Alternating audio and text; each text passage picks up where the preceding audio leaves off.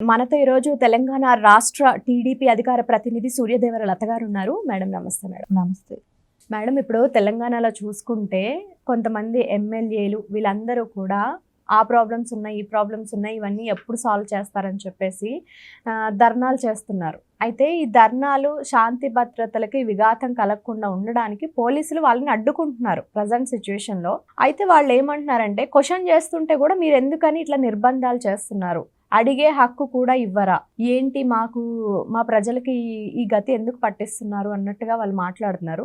అంటే గత ప్రభుత్వంలో మనం చూసుకుంటే అప్పుడు కూడా అరెస్టులు జరిగినాయి, కానీ వాళ్ళు ఎప్పుడు ఈ మాట మాట్లాడలేదు. కానీ ఇప్పుడు మాత్రం ఎందుకని ఇలా అంటున్నారంటారు? అంటే ఇక్కడ మనకు బీఆర్ఎస్ గవర్నమెంట్ ఉన్నప్పుడు చేసినవి తెలియవా అనేదానికి ఒక క్వశ్చన్ మార్క్ లాగానే ఉంది. అంటే ఎందుకంటే ఈ మాట అనాల్సి వస్తుంది, బీఆర్ఎస్ ఉన్నప్పుడు వాళ్ళు ఎన్ని అరాచకాలు చేశారు. అంటే కాంగ్రెస్ దానికి లైసెన్స్ వాళ్ళు చేశారు కదా అని వీళ్ళు చేయటానికి దాన్ని కూడా ఒప్పుకోము. ఇక్కడ వాళ్ళు చేశారు కాబట్టి మేము చేస్తామంటే దానికి కూడా ఎవరు అంగీకరించరు.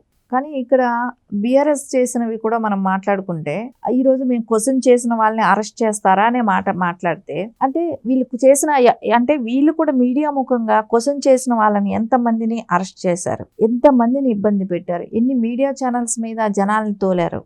అద్దాలు పగల కొట్టడం కానివ్వండి, ఇంకా మన టీవీలు పగల కొట్టడం, ఇవన్నీ కూడా చేశారు కదా. తీన్మార్ మల్లన్న విషయానికి వస్తే చిన్న పాప ఉండింది ఆ రోజున, అతని వాళ్ళ ఫ్యామిలీని కానివ్వండి అందరినీ భయభ్రాంతులకు గురి చేశారు కదా. సో ఎంత దారుణమైన ఈ విషయం అప్పట్లో. అది కూడా కాకుండా ఒక మహిళ బరిలెక్క అనే అమ్మాయి క్వశ్చన్ చేసింది. ఏముందంటే అమ్మాయి ఏదో షార్ట్ వీడియోలు చేసుకుంటా ఉండేది.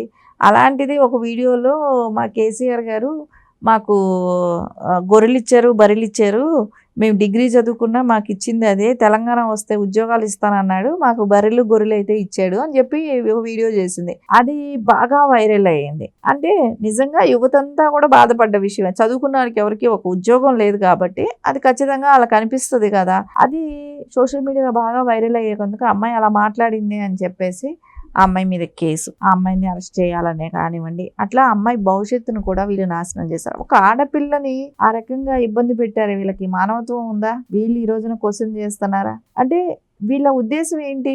ఎమ్మెల్యేలు చేస్తున్నదంటే ఒక పార్టీ ఒక సిద్ధాంతం తీసుకుంటుంది, దాని మీద ఏదైనా ఒక ప్రోగ్రామ్ చేస్తుంది, అది అన్ని న్యూస్. ఇప్పుడు పెట్టిన ప్రోగ్రామ్ ఏంటో కూడా వాళ్ళకే తెలియట్లేదు. కాంగ్రెస్ చేసే పరిపాలన సరిలేదు అని చెప్పి వీళ్ళు ధర్నాలు చేస్తారు. వాళ్ళ ఇళ్లలో వాళ్ళు నిరాహార దీక్ష చేస్తామని అంటారంట. సో ఇది ఎక్కడి వరకు దారి తీస్తుందో తెలియట్లేదు. కానీ ఓకే, కాంగ్రెస్ చేసేదాన్ని ఖండించాల్సిన అవసరం అయితే ఖచ్చితంగా, కానీ అది బీఆర్ఎస్కి లేదు, అర్హత కూడా లేని వాళ్ళు బీఆర్ఎస్ వాళ్ళు. ఎందుకంటే వాళ్ళు ఉన్న 9.5 సంవత్సరం వాళ్ళు చేసిన పనులు ఏంటి? ఎవరినైనా క్వశ్చన్ చేయనిచ్చారా?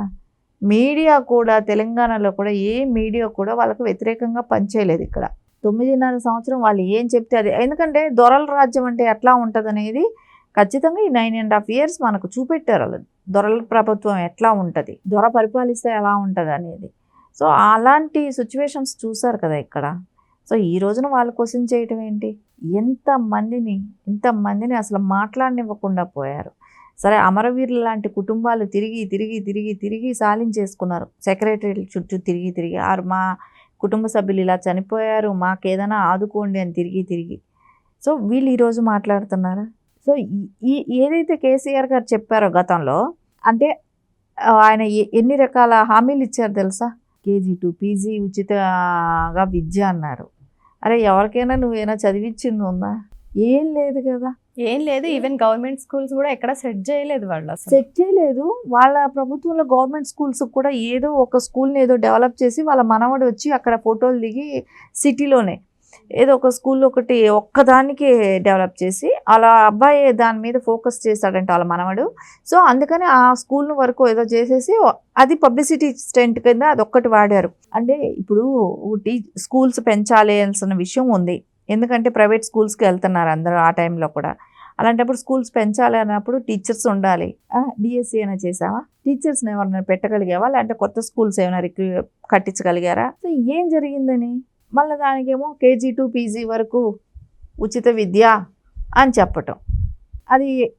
అదే విద్యా సంస్థల దగ్గర ఏదైతే ప్రైవేట్ వాళ్ళు ఉంటారో వాళ్ళని బ్లాక్మెయిల్ చేసి వీళ్ళు డబ్బులు తీసుకుంటారు.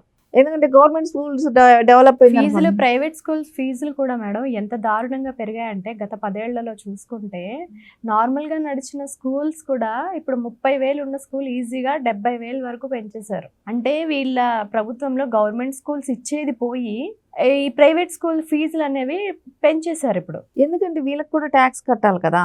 ఇప్పుడు ఆ స్కూల్ యాజమాన్యం ఏమవుతుంది, వీళ్ళకి ట్యాక్సులు కట్టాల్సి వస్తుంది, వీళ్ళకి డబ్బులు కట్టాలి, వీళ్ళకి డబ్బులు కట్టించుకుంటారు. కాబట్టి ఏదైతే బీఆర్ఎస్ పార్టీ వాళ్ళే ఆంధ్రాలో ఉండకూడదు అని అంటారా, అదే ఆంధ్ర ఇన్స్టిట్యూట్ల దగ్గర ఎంతెంత వసూలు చేసుకుంటారు. సో వాళ్ళకి ఖచ్చితంగా కప్పం కట్టాలి. అది కట్టినప్పుడే వాళ్ళు ఇక్కడ రన్ చేసుకోగలరు. సో ఇప్పుడు వాళ్ళ దగ్గర అలాంటి బలవంతంగా డబ్బులు తీసుకోకుండా ఉన్నప్పుడు ఫీజు రేట్లు తగ్గుతాయి. అది తెలంగాణ ప్రజలకు అందరికీ పనికొస్తుంది కదా. సో ఆలోచన లేదు కదా. అంటే ఇక్కడ ఏంటి, వీళ్ళకి రాజకీయంగా వీళ్ళు ఎదగటానికి డబ్బులు సంపాదించుకోవటానికి తెలంగాణ ఒక రాష్ట్రాన్ని కబ్జా చేసేసారు లిటరల్గా. అవును, కుటుంబం మొత్తం కబ్జా చేసేసింది.